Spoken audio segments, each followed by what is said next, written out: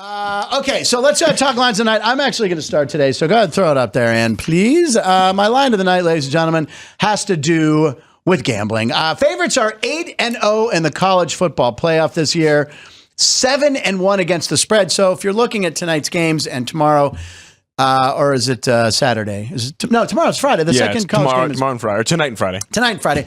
Notre Dame over Penn State, Ohio State over Texas. Matt, what do you think of these games? Because honestly, I have a little money invested on Penn State because Ann and Drew Dog gave me a $2 ticket. I could go to the window and pull $13. Oh. That would that with the $18. Look out. That's $31 whole dollars. I got $31. I'm hitting Silverado Steakhouse. But Ohio State -6. I just feel like Ohio State is a superior team. I know Texas had a nice season, but I think Ohio State. I like Ohio State. I do too. What do you like in these games? We're a little preview of our picks, but go ahead. I mean, we've seen the better team more or less come out on top every time. The quote-unquote better team on paper. And I do think that, and I have said this throughout the season at various points with varying degrees of certainty, Ohio State's the best talent in the country. Right. Top to bottom. They're the number one defense that is still left, number one defense in the country. They're a really tough matchup in these instances. A lot of these guys have been in these big-time games before. Right. The moment's not going to be too big. I think that they beat Texas. The line might be a little bit of a bigger number than I'd like to play on it in a tough matchup like this, but I think Ohio State wins. And then it's a matchup on the other side of two teams that I grew up with a pretty solid disdain for. Thank you. Yeah, there we go. Me too. That's why I have no. I don't want to pick one. I mean, can neither of them win? Could they tie, and therefore can Boise State come like out of the thing like a gladiator? Just Ashton Genty by himself, just standing there, who has declared for the NFL draft? No shot. Yes, good for him. Dallas Cowboys most likely. I could see it. I'd love him on the Patriots. They're not gonna. He's not gonna go fourth overall. High, right? Yeah, exactly. I think he'll be a second round pick, but. Notre Dame. I'm just going to go Notre Dame. Okay. James Franklin has a terrible record, both straight up and against the spread in these big-time games against top 25 teams. And also, I kind of hate him. He's just something about him rubs me the wrong way. I love Keegan-Michael Key, though, which Get is out of my brain. I was mind just going to get out of my mind meld. Frank and Matt, Wonder Twin Powers activate. Keegan-Michael Key, who I didn't realize went to Penn State. Oh, those videos are hilarious. They're hysterical when he goes into the locker room as the coach. And he must have studied because he does the mannerisms. The players are losing it, right? Now, I've worked with him several times, and I wasn't aware he was a Penn State guy because we only talked about pro football. He's a giant Lions fan, and if you follow him, he's big in Detroit this year, but I didn't realize he was a Penn State guy. The only thing I'll give James Franklin is I have seen this video that surfaced yesterday where he had two players that were going to go in the first round of the draft that lived like an hour apart. I did see this one, yeah. And he was at the one kid's house, and then he drove very fast for an hour to make sure right before that kid got picked that he made it. He just wanted to be on TV.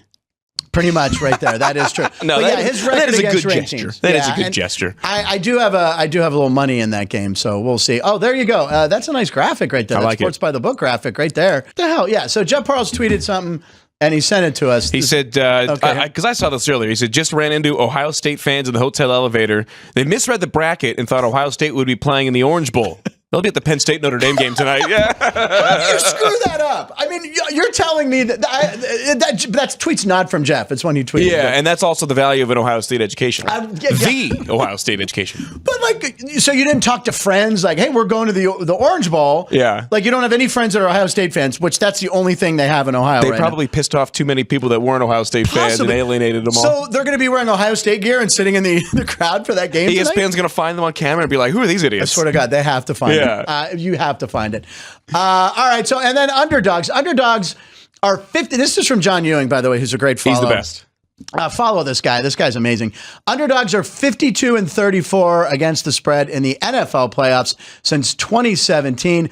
The wild card underdogs, let's take a look at them. So you got Texas. No one is taking Texas except for my friend Matt Light, who was on the show. He likes the Texans. Matt Light also sent me a ticket he put on the money line for the Steelers.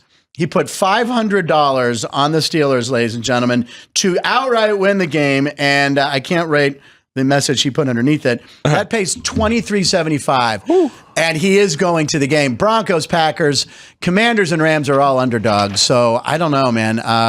That's there are 50. I mean, if you're betting, you want to definitely remember that 52-34 against the spread. Yeah, and that ATS is going to be big. Like I could see the Broncos covering 9 against the Bills. That's the one I think. I think the Bills win that game. I think they win, but yeah. Same with Steelers Ravens. I think that'll be a closer game, as all AFC North games are anyway, and in the playoffs. Two, yeah, and then the third element of those two.